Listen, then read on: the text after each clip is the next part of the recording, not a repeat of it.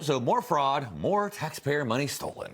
Yeah, two key players in a massive New York Medicaid fraud scheme now admit guilt, accused of cash kickbacks, fake services, and tens of millions in false claims. Newsmax crime correspondent Jason Mattera has all of the details for us. He is live this morning. Good morning, Jason. Good morning, Mark and Charlotte. So this scheme went largely unnoticed amid a flood of fraud cases making headlines. But when you break down the numbers, the scale of what took place over a 7-year period is off the charts. We are seeing an unprecedented level of fraud. Elaine Antow and Manal Wasif have both pleaded guilty to conspiring to defraud Medicaid. Prosecutors say the amount of taxpayer money they helped steal is staggering, $68 million.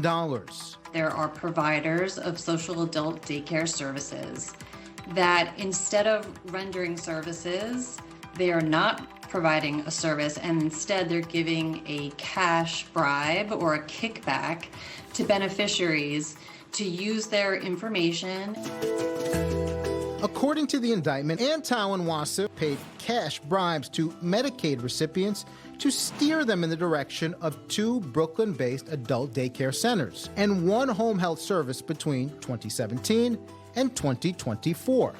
Prosecutors say the two then took kickbacks themselves for those referrals and kept the fraud running by generating false claims, fake attendance records, and billing for services that were unnecessary or never delivered at all.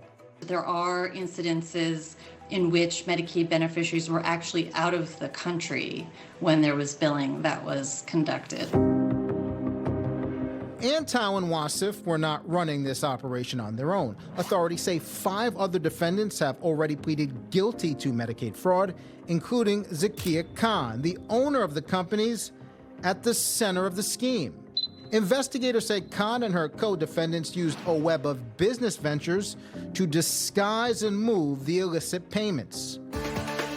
Federal agents say they've already seized millions of dollars from this cash kickback fraud network, including bank accounts, jewelry, real estate, and luxury vehicles, all siphoned from a Medicaid program meant to care for sick and vulnerable patients in financial need. The problem with fraud is that it really jeopardizes the resources that are available for those that are sick or that they need assistance.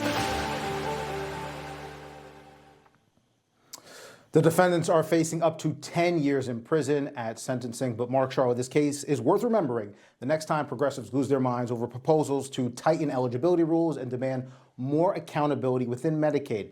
This fraud ran in both directions: Medicaid recipients taking bribes and Medicaid providers billing taxpayers for services that were never delivered. Wow, $68 million. All right. So much fraud out there. Yeah, Jason Mattera, thank you. Information.